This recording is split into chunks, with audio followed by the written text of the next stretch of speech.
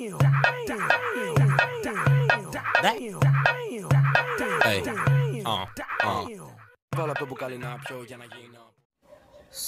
ang una natin gagawin guys is punta muna tayo sa wall ko. Ayan, syempre ipapakita ko sa inyo.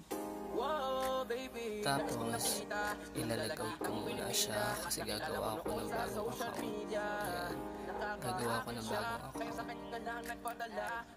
So, ayan yung number ko. Hayaan nyo lang makita nyo yan kasi business number ko naman yan. Kaya okay lang.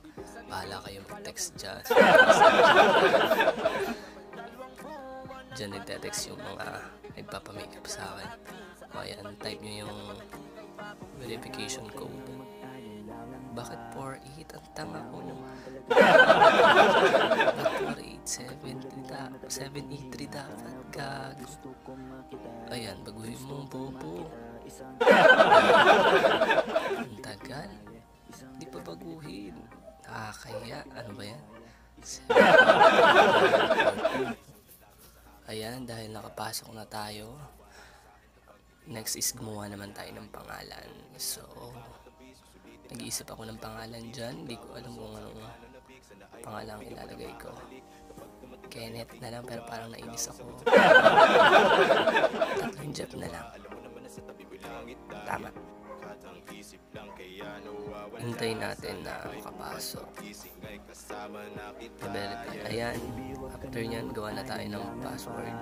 Mag-create na tayo ng password. Ayan, hayaan nyo ay, shit. Wait lang. Baguhin natin at nakikita nyo. Makabuksan nyo pa eh. Ayan. Naka-blurred na siya. Ayan. Nakapasok na tayo. Next na natin. Dahil may account na tayo. Habang iniintay natin, Moira, pasok! Ayan. Skip na lang natin yan. Yan din, skip na yan. Skip na din. Ay, hindi pala, mali. Huwag nyo skip. Gumawa kayo ng profile nyo agad. Okay? Kasi, para makita agad nila na may picture. Ayan. Nakagawa na tayo. So, bakit ko ba laging tinatype yung K? Sino si K? Ayan, syempre, type nyo muna yung aking ano dyan. Yung pangalan ko sa username ko sa Instagram. Syempre, follow nyo muna ako. JPR. Walang lalabas dyan kasi bobo talaga. Hindi niya alam kung nasan yung kung ano talaga yung username niya. Hindi niya makikita yan. Diba? Paano niya makikita? Yan. Space kasi, tas yan. Ayan, nakita nyo naman. Meron tayo may 5,526 followers. Ayan, kitang-kita nyo. Follow nyo muna ako kasi may mga pinapollow ako yun para makita nyo din yung mga pinopost ko dyan. Diyan ako nagpo-post ng mga creation ko. So, after nyan, maghanap tayo ng maraming, bakit talaga laging K? Hindi ko alam. Yan, type natin dyan. Ayan. Ganito yung ginawa ko nung una. Ayan, nakita nyo, pinakita ko muna. Real na real. 0 followers siya na. After nyan, type ulit natin si Justin. Bakit Jeff? Justin na nga. Ano ba yan? Follow nyo muna syempre.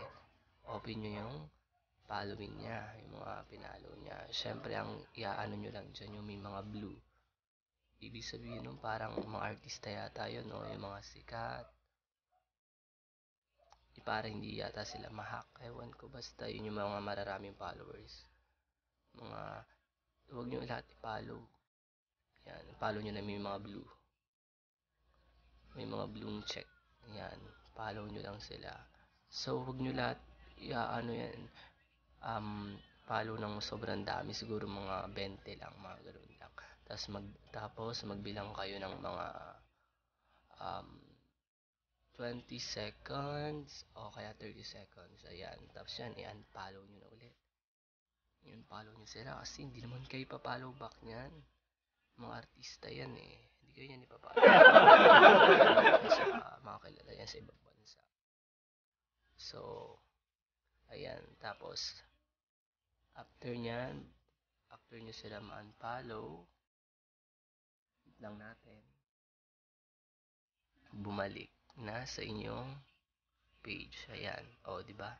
Meron nagagawa. May magpa-follow talaga agad sa inyo yan. After nyan, pour na agad, di ba? Ang bilis. So, napakabilis lang talaga. A few moments later. Huwag kayo magtaka, okay? Kinabukasan ko na yung binuksan ulit. 10:34 AM now. Tingnan nyo, lobat ako. Nakalimutan ko pa mag-charge. Kasalanan nyo yan. Tingnan nyo. Tingnan natin kung ilan na. Nabisit ko na to. Ayan, o, di ba? 20 followers na agad. Easy, di ba? Easy. Isang mabuting paalala lang po. Dahan-dahan lang po ang ating pagpapalo at pag-unfollow. Huwag po natin lagi gawin-gawin, minuminuto.